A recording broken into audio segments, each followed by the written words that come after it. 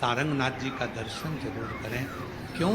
क्योंकि वो एक ऐसा दिव्य दर्शन है, सारनाथ भगवान का एक ऐसा दिव्य दर्शन है, उस कुंड का ऐसा दिव्य दर्शन है जहां पहुंचकर हम जो कामना लेकर, अगर कितना भी जीवन में ऋण पड़ा हो, कितना भी कर्जा पड़ा हो, कितना भी दुख पड़ा हो, कितनी भी तकलीफ पड़ी हो, अगर काशी में सारनाथ भगवान का दर्शन यदि कर लेते हैं तो हमारी जिंदगी के सारे दुख धीरे धीरे धीरे धीरे, हमारा कर्जा धीरे धीरे चूक जाता है, समाप्त।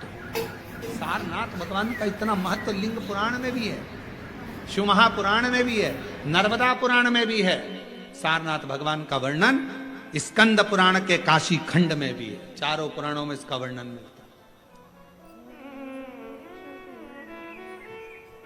और यदि संसार का कोई व्यक्ति अगर मान लो काशी में जाकर सारनाथ भगवान का दर्शन ना कर पावे और उसकी जिंदगी में बहुत कर्जा है, इतना भी धन नहीं है कि काशी जाकर सारनाथ भगवान का दर्शन करे, तो शिव महापुराण की कथा कहती है अगर बन सके तो 5 बेलपत्र, 5 दुर्वा, 5 कनेर का पुष्प, 5 काली तिल हाथ में रखकर सारनाथ भगवान का स्मरण कर कर भगवान शंकर के मंदिर में शिवलिंग पर समर्पित करें, और शिवलिंग पर समर्पित कर कर सारनाथ भगवान का स्मरण कर कर लोटा भरकर जल शिव को समर्पित करें, उसी का थोड़ा सा जल झेल कर लेकर आकर अपने घर व्यापार के ऊपर छिड़कना प्रारंभ करे, धीरे धीरे 3 महीना भी नहीं लगेगा, व्यापार वृद्धि करेगा, कर्जा चूकना प्रारंभ हो जाएगा।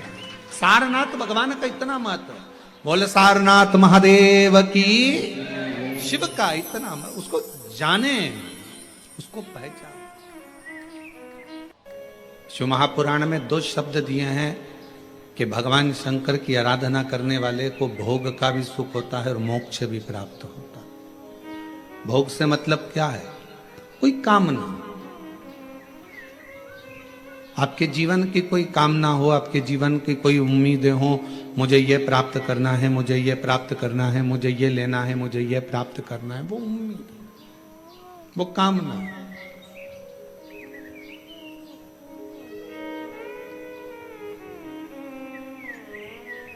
कोई वस्तु की चाह है, कुछ प्राप्त नहीं हो रहा, बहुत परिश्रम कर लिया तो भी नहीं प्राप्त हुआ, तब हमने शिव की आराधना करना प्रारंभ करी।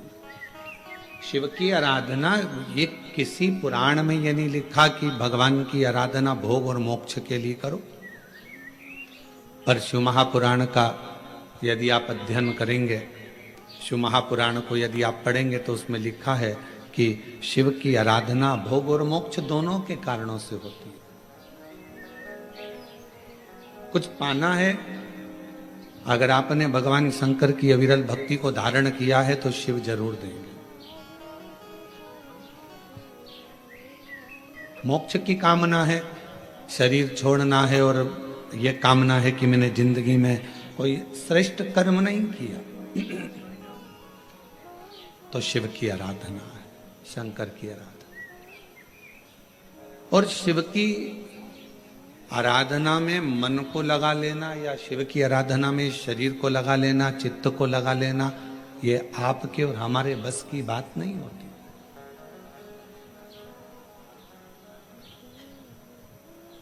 हम आज आशीष जी को कह रहे थे, आशीष जी दुर्गेश शर्मा जी को साधुवाद दूंगा जिन्होंने शिव के लिए, शिव महापुराण के लिए कम से कम त्याग रखा कि मैं दाढ़ी नहीं बनवाऊंगा, बाल नहीं बनवाऊंगा जब तक शिव की कथा का रसतत्व हमारे कोरबा में ना हो जाए, तब तक उसका स्मरण ना। एक उपासना का फल व्यक्ति को मिलता है, एक साधना का फल व्यक्ति के जीवन में आता है। आप किसके लिए परित्याग कर रहे हो, आप किसके लिए छोड़ रहे हो, ये आपके ऊपर निर्भर करता है।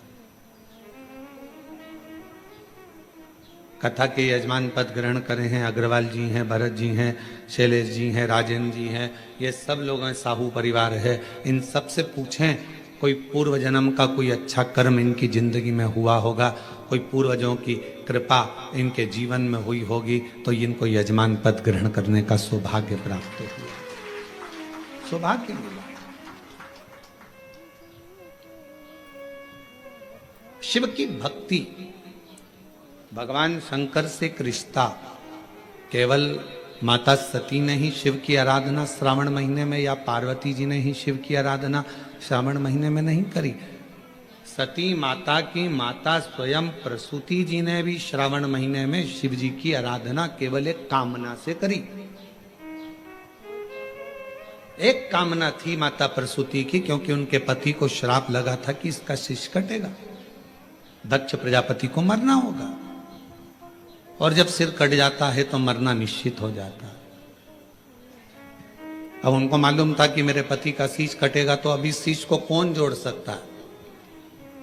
तो सती माता की चित्तवृत्ति में था कि कोई इस काल को पलट नहीं सकता, समय को, घड़ी को, काल को पलटने वाला यदि कोई एक है तो वो देव अधिदेव काल अधिपति महाकाल।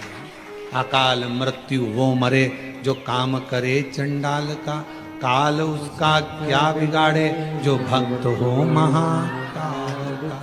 जो शिव की आराधना करता हो, शिव की साधना करता हो, शंकर की भक्ति करता हो, शिव उपासना में लगा रहता हो, भगवान शंकर के गुणगान में लगा रहता हो, उसका काल टालने का कार्य स्वयं शिव करते। मार्कंडे बाबा का करा, राजा श्वेत का करा। ये काल टालने का काम उनका है, समय टालने का काम शिव का है। और मैंने तेरे ही भरोसे बाबा।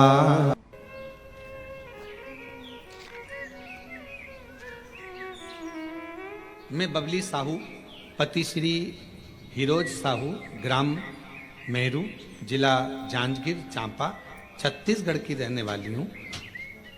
मेरे पति फौजी हैं गुरुजी, फौज में मेरे पति हैं गुरुदेव। मेरे यहाँ 10 साल तक औलाद नहीं हुई गुरुदेव। हम दोनों पति पत्नी ने डॉक्टर को खूब दिखाया, पर डॉक्टर के हिसाब से औलाद का सुख नहीं आया। तब मेरे दीदी और जीजाजी ने कहा कि शिव महापुराण की कथा सुनो। महाराज, मेरे दीदी और जीजाजी श्री कार्तिक साहू कोरबा वाले, जो शिव महापुराण की कथा सुनने का और पशुपति नाथ का व्रत करने का सुझाव दिया। गुरुदेव, आपके बताए अनुसार सफेद आंकड़े की जड़ का प्रयोग करो। तुमरुका जी का नाम लेकर कमर में सफेद आंकड़े की जड़ को बांधने की सलाह दिया। गुरुजी, फिर भी संतान का सुख नहीं आया। फिर वापिस मेरे जीजाजी बोले, एक बार में नहीं तो दूसरी बार फिर करो, शिव को मत छोड़ना। मेरे जीजाजी बोले, वो सियोर वाला महाराज कहता है, अगर शंकर भगवान को पकड़ लिया तो फिर किसी के चरण पकड़ने की जरूरत नहीं पड़ेगी, तुम पकड़ो उसको। फिर हमने वापिस 2 से 3 बार पशुपति व्रत करे, सफेद आंकड़े की जड़ का प्रयोग करा, और बाबा की ऐसी कृपा हो गई गुरुदेव। 28/12/2024 को मेरे घर में बाबा की कृपा से 10 साल के बाद पुत्र रत्न की प्राप्ति। 10 वर्ष के बाद मेरे घर में पुत्र रत्न की प्राप्ति हुई। एक बहन ने पत्र में लिखा है, मेरा नाम किरण अग्रवाल है, मैं कोरबा की निवासी हूं। कहीं बैठी हो किरण जी अग्रवाल? कोरबा की निवासी हूं। गुरुजी, आपकी कथा कई सालों से सुन रही हूं। 1 लोटा जल और शिव जी पे चढ़े हुए जल का मैं क्या वर्णन करूं। 20 साल से मुझे गठिया की बीमारी हो गई थी, गठियावाद। 20 साल से बीमारी थी, हाथ की उंगलियां नहीं हिल पाती थी, बहुत तकलीफ में थी। सारे डॉक्टरों का इलाज करवाया पर गठिया का रोग नहीं गया। तब आप कहते हो कि शिव के मंदिर का एक नियम कोई भी बना लो। मैंने शंकर पर चढ़े हुए जल को पीने का नियम बना लिया, बेलपत्र खाने का नियम बना लिया। आज बाबा की कृपा से 1 महीना भी पूरा नहीं हुआ गुरुदेव, और मेरा गठिया का रोग पूरा समाप्त हो गया। शिव जी की कृपा से मेरा हाथ भी काम करने लगा। मैं शिव जी को प्रणाम करने के लिए आया। शिव शिव है, शंकर शंकर, ओघड़ दानी ओघड़ दानी। अजय सारनाथ महादेव, सारनाथ महादेव, आप में से कोई गया है काशी में? सारनाथ महादेव का दर्शन किया आप लोगों ने? काशी में सारनाथ महादेव हैं, पीछे वाले हाथ उठाए हैं, ये लोग होकर आए हैं, माता जी भी होकर आए, इधर से भी कई लोग उठाए। काशी में सारनाथ महादेव हैं, और जो दर्शन कर कर आए हैं उनके चरणों को हमारी तरफ से नमन है, प्रणाम। काशी में जितने भी शिव भक्त कावड़ चढ़ाने के लिए काशी में विश्वनाथ जी के यहाँ जाते हैं, वो सारनाथ जरूर जाते हैं।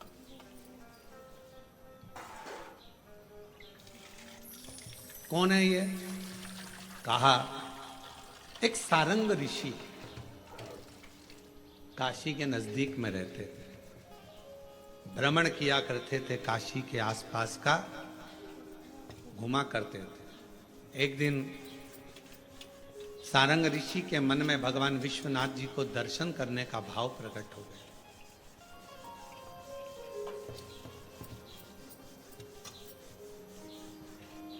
काशी से थोड़ी सी दूरी पर इनका निवास था। काशी में प्रवेश नहीं करते। अब भगवान शिव की आराधना कर रहे, साधना कर रहे, और काशी में फिर इनके मन में आया कि भगवान नहीं दर्शन दे रहे तो मैं काशी में जाऊंगा, पर शिव मुझे दर्शन दे, मुझे निमंत्रण दे तो मैं काशी में जाऊं। अब शिव महापुराण की कथा कितनी बड़ी बात कहती है। स्वयं तुमरुका जी ने चंचुला देवी से कहा, जिसका पति प्रेत योनि में पड़ा था, मुक्ति के लिए साधन कर रही है चंचुला, ईश्वर जी गोरा जी यजमान बन कर बैठे हैं, और उस समय पर तुमरुका जी बोल रहे हैं चंचुला देवी से, चंचुला काशी की धरा पर शिव महापुराण में और भगवान शंकर के मंदिर में वही पहुंचता है जिसको शंकर भगवान हाथ पकड़कर लेकर जाते हैं, जिसको भगवान ओघड़ता नहीं, भगवान शिव लेकर जाते। ये कथा ऑनलाइन चल रही है, आस्था चैनल पर आप लोग कथा को सुन रहे हैं। कोरबा छत्तीसगढ़ की यह कथा है। जिस होटल में कथा हो रही है इसमें इतनी कैपेसिटी नहीं है बैठने की। महाकाल सेवा समिति ने जितनी व्यवस्था करी है उसके अनुसार जो बैठ सकते हैं उनकी व्यवस्था है, पर ज्यादा लोग इसके अंदर नहीं आ सकते, इसलिए इस कथा को ऑनलाइन रखा गया। पानी कीचड़ को देखते हो।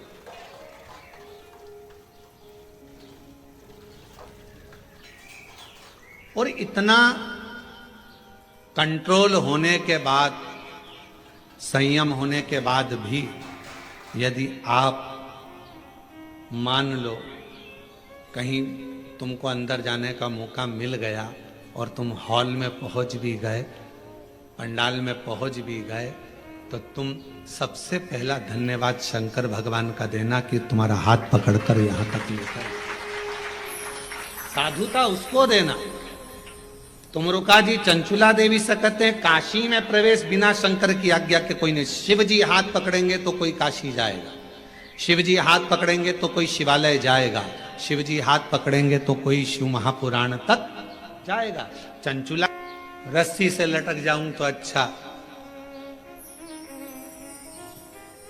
गाड़ी के नीचे आ जाऊं, तालाब में कूद जाऊं, ये सब ओल्ड फैशन है। ये कोई सुसाइड करने का न्यू फैशन है क्या? ये तो सब सुसाइड के ओल्ड फैशन है। कुछ नया फैशन लेकर आओ। रस्सी से टंग जाना ये भी ओल्ड है, पानी में कूद के मर जाना ये भी ओल्ड है, दवाई खा के मर जाना ये भी ओल्ड फैशन है, गाड़ी के नीचे आ जाना ये भी ओल्ड। न्यू फैशन सुसाइड लाओ। अगर सुसाइड करना ही है तो न्यू फैशन लेकर आओ। और वो नया फैशन कौन सा है? तो वो नया फैशन ये है, कितना भी दुख आ जाए, कितनी भी तकलीफ आ जाए, कितना भी कर्जे में डूब जाऊं, चाहे कितनी भी परेशानी में आ जाऊं, ऐसे मरने वाली नहीं हूं। छाती जिंदगी में कितना भी गम आ जाए, कितना भी दुख आ जाए, कितनी भी तकलीफ आ जाए, कितना भी कर्जा बढ़ जाए, कोई कितना भी प्रेशर दे दे, माइंड में कितना भी प्रेशर बढ़ जाए, फिर भी सुसाइड करने का प्लानिंग नहीं करना। प्लानिंग ये करना, कर्जा अपन ने लिया है, तकलीफ अपनी है, अपन निपटेंगे, खूब दमदारी से मेहनत करेंगे। जिनने बोला है, जिनके मुंह चल रहे हैं, उनके मुख बंद कर देंगे, इतनी मेहनत कर कर आगे निकलेंगे, तब दमदारी है। अब मालूम पड़े तकलीफ, depression depression depression depression, tension tension tension, मर जा।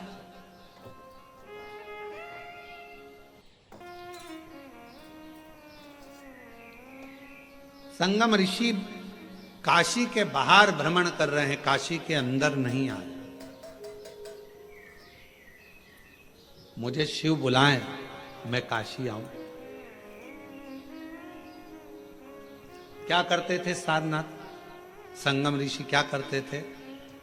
काशी के अंदर अगर कोई दर्शन के लिए जा रहा है, छोटा सा झोपड़ा बनाकर उसको उस छोटे से झोपड़े में रुकाकर उसको हाथ जोड़कर कहते, क्या प्यास लगी है, भूख लगी है, कुछ टिक्कड़ बना दूं, कुछ पानी पिला दूं, पूछते थे।